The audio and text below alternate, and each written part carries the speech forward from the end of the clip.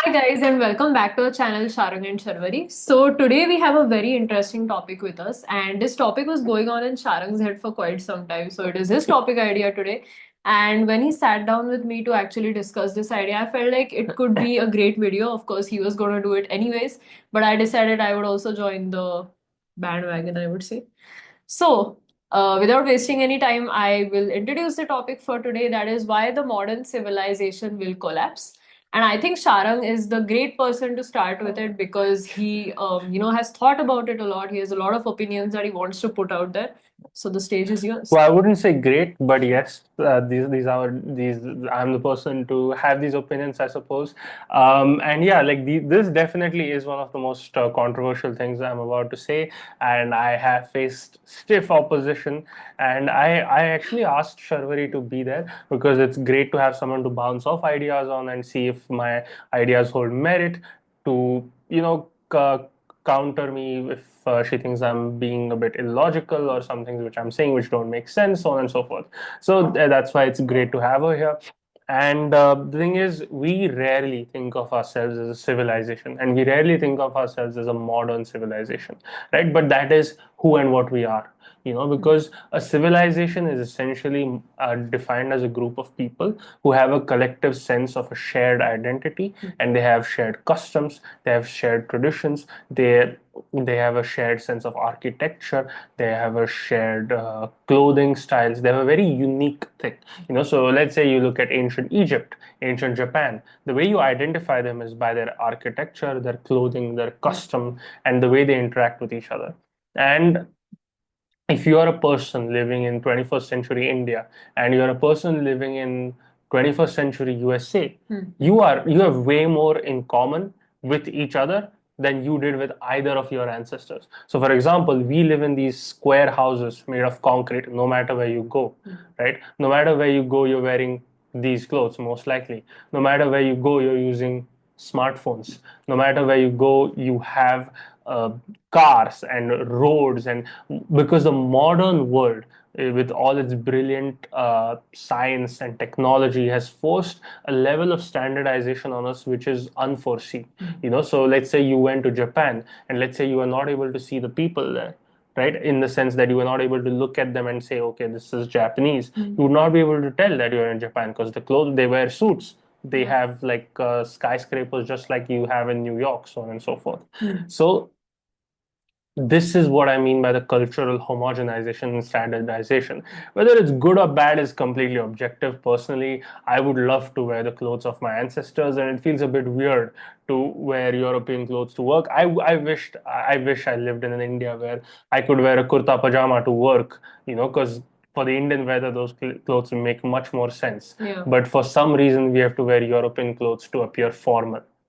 It's insane. And actually, the thing I find funny, I'm so sorry for No interrupting. The problem. thing I Please do. find funny is that, we only wear Indian clothes on festivals. Yeah, So that is crazy. I mean, it's that's crazy. literally our attire, and we just wear it for traditional festivals. Yeah, Otherwise, we are like this. yeah. And the thing is, why I feel that the modern world will collapse is because one, every civilization collapses, so that's just what happens. But then there are civilizations which have existed in some form or another for centuries and millennia on end, right? So a civilization is different from a kingdom, right? Let's say like China or even India, we had like kings, the kings would go, then other people would invade, they would form their own sultanates, whatever, and these political strifes would happen. But the Indian civilization has continued in an unbroken chain of tradition through millennia, right? But the modern world is sort of like a weird point in history where suddenly all over the world, everyone's architectural styles and everyone's way of life, so to speak, became one. That's what I mean. And this process began in England, but it spread to America and then it spread all over the world. Yeah. So Japan was one of the first Asian countries to adapt it during the Meiji Restoration. But then China adopted, because what happened was the moment once the country would industrialize and adopt the modern civilization, they would gain a tremendous military advantage over their neighbors, which would force an arms race with the other. So every country was desperately forced into modernization simply because for military superiority.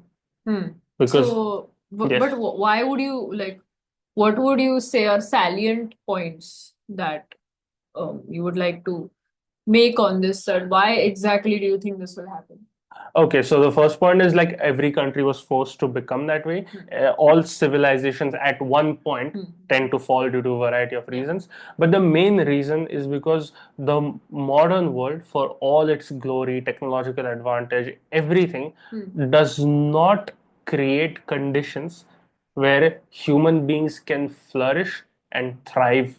And what do I mean by that? The modern world, for all its glory, does not create conditions where a normal family, right, can have normal kids, pass on their traditions, be happy, live in a community, and then pass on that tradition to other people. So this, which was a given for every other civilization, for whatever reason, is not true for us, which has led to plummeting birth rates all over the world.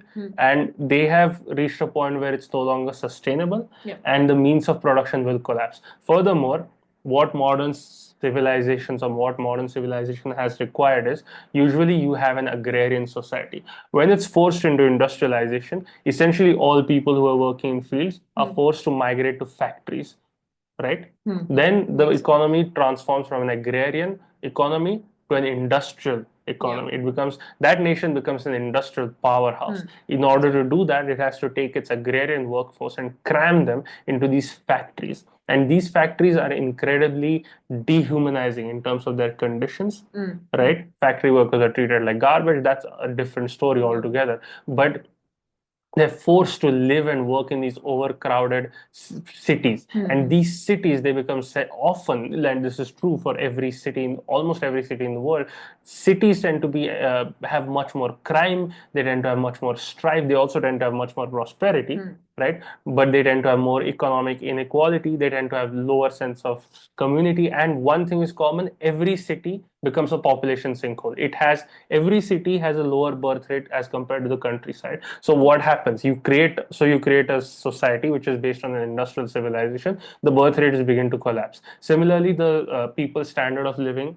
begins to rise, so they no longer want to do factory jobs. So then it transitions to a service based economy.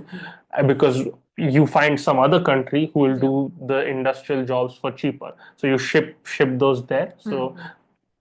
So their agrarian economy can transform into an industrial economy. Also, I think people who live in cramped cities, they're way unhappier. Like, we Exactly. have a whole video on that. I mean, you guys Exactly. can check that out if you want. Yeah. But the psychological well-being of such people, or people who live in cramped cities in general, are way more unhappy than people who might be living in villages. Of course, I don't have research, but I'm just Yeah. assuming. But I'll find out some Yes. papers maybe. So then you have a country which is service based, and the United Kingdom is a typical example for it. Where you have like London, which is a rich city because it's mostly built on finance. Yeah. So people all around the world park their money in London or use it to trade through London. They buy up land in property values in London, which inflates artificially, I might add, the value of the British pound, so to speak. Yeah. Meanwhile, their manufacturing base is collapsing, agricultural base is collapsing, population is collapsing. So how long is and can this sustainable? It's not.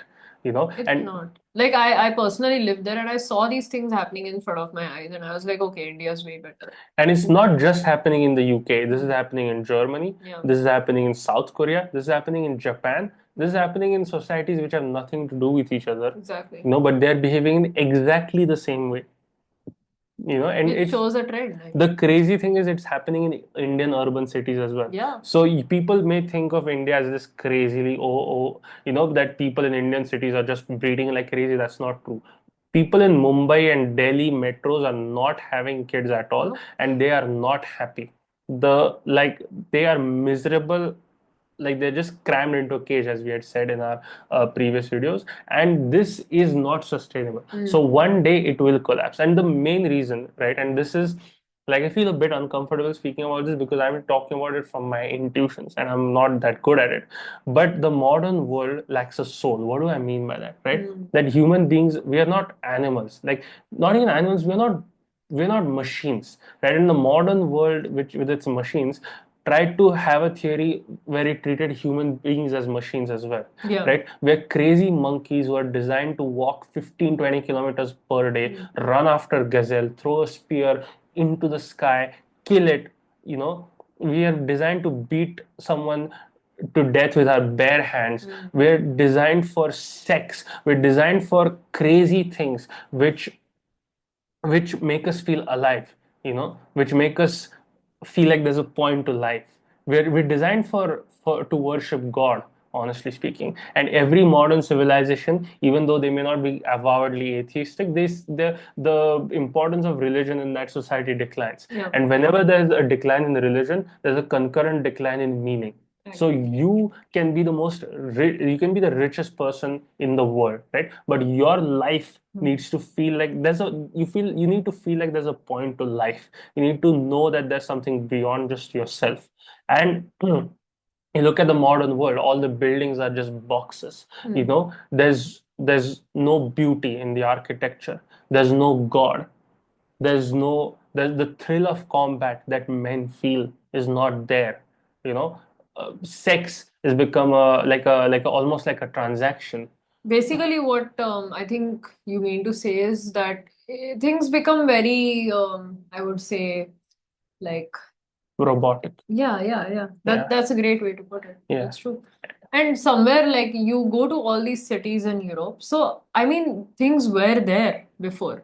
You see it. You see evidence like there are beautiful cities out there, there are beautiful architecture, paintings, and culture. Yeah. You saw that. Yeah. But and I would say India is one of those places that still has its culture. Yeah. Definitely, like we celebrate festivals and all. You see that um thing in Indian society. But all these places, like I think we were talking about, Sharang had a great example of the Silicon Valley. We don't want to take names, but I think the examples are very relevant here. Yeah. So the Silicon Valley, like when you think of it, it's just a city filled with industries, and then you have the you have influencers and you have everything that is very materialistic. I don't know. This is my take on it. No, that's true. And think about it, like what great art has Europe produced in the last 30 years, right? Okay. I'll wait. We still talk about the Sistine Chapel. We still one of the most moving architectural or statues from Europe is the Pieta, where Mother Mary is holding the broken body of Jesus Christ in her arms. My point is, if you want to produce great art, you need to feel from the within. And to feel within, you need to have a soul, and your soul needs to feel like there's a point to life. And the modern world gave us everything, but it could not give us that because it never thought that we might need something like that. And that is why you see every modern society, people are so depressed that they no longer feel like there's even a point to life. And if you look at the way societies are acting, it's almost as if they're committing civilizational suicide. So Europe, after having dominated the entire world, and it still could, by the way, is just opened its doors to literally everyone in the world so that they can come in and destroy them. Korea, people are just, there's the phrase in Japan and Japan, people, they call them vegetarians because men have just disconnected from society. Korea, people are so depressed that the children in Korea have the highest reported rate of suicide. God. Yeah, so every time you talk about Asian excellence and how Asians are good, this is what it needs. This is what it takes. Like little kids who are forced to study for 12 hours every day just so they could pass some stupid college exam. And then they kill themselves from the pressure. That's horrible. Yeah. So this is what the modern world does to kids. I even thought of something else. Like, I've seen this, but cities which are like big, do you see a pattern? Like when you think about the US, you think about processed food, right? Yeah. So why is that? Is that a product of materialism? Maybe like you have the same breakfast every day, you have the same lunch every day. Whereas I compare it to societies like India, you go to every place, there is so much variety. I think it's it's the point is that it's a issue of supply chains, right? So if you try to make everything as efficient as possible, then you try to make food as efficient as possible as well. Food. So you try to apply the same process of industrialization as well. But what truly gives us meaning? So do you know that we used to derive meaning from food as well? So our ancestors used to kill animals with their bare hands, and it was standard practice among tribes that they would apologize to the animal that they had just killed, Yeah, because it would, it would complete the complete its circle of lives. life. Yeah. Mhm. And Indians, before every meal, we had this tradition where we would, honor our ancestors before we had a single morsel. Why? Because food was important then, and we had healthy, nourishing food. I've also seen one more thing, like there's a custom in India whenever you have to waste food, it might be because it's gone bad or Yeah. something like that. So I always I make it a point, or I've seen people do it. I always pray to God before I do that, Yeah. because I know, because food is something that is so fundamental to you. Yeah. You will not survive without it. And I just see people in the West just wasting food. Yeah. So, It's horrible. and like people in the most developed countries in the world are incredibly unhappy. They're incredibly unhealthy, by the way. If you think of European countries too, they're incredibly unhealthy. Yeah. America, I think, I don't need to tell you guys, right? Indians, like most of the people in working in IT in India, have fatty liver, which is like a almost, it's a horrible health condition to Yeah. have. So they're unhealthy, they're unhappy, their testosterone levels have crashed. They have diabetes, they have heart disease. I mean, Women have fertility issues, oh so God. do men. There's this new thing called PCOD. You have that as well. Yeah, PCOD, decreasing qualities of sperm. It's just a catastrophe, and it's not just okay. This one problem is bad. Every step which Yeah. would allow a civilization or at least a group of people to stably reproduce generation after generation, which was a given, right? In the past, like this would continue to happen, and famine, war would cull the generations. But families in unbroken succession passing down their lineage was a given. And the modern world, it's reversed. Like famine doesn't really exist, touch wood. Wars, for the most part, have been abated, but the transmission of our lineage, mother to daughter and father to son has abated, because our soul is gone for whatever reason. That's true. And that's why I feel we're headed for it will collapse one day, in my opinion. I That- don't see it. That's a great point. I mean, I agree with everything you've said Yeah. so far, and makes sense. I mean, we really need to think about all these things. This is just something that majorly Sharang and as an accomplice, we decided to put it out here. And of course, we know that you guys may have different opinions on this. You'll agree with us, you'll disagree with us, but we would really love to hear them. Yeah, That would definitely. be great. I mean, we want to start a discussion here. I would love to be wrong about it. I would love to, I would love to see the modern world change in a way where we live in harmony with nature. Yeah. And we have a good civilization where we are healthy and wealthy and prosperous, and we are balanced with the mother who sustains us. But I don't know. It is what it is, I guess. Yeah, it's the modern civilization, for whatever reason, is makes people lonely, depressed, unhealthy, godless, and ultimately meaningless. And most people in the modern world feel like there's no point to their life. And that's why, if in any civilization most people feel that there's no point to their life, that civilization is not going to exist for a long time. Exactly. Makes a lot of sense, actually. So, thank you so much, guys, for watching this video. And again, as I said, we would love to hear your views on it. So, please do contribute.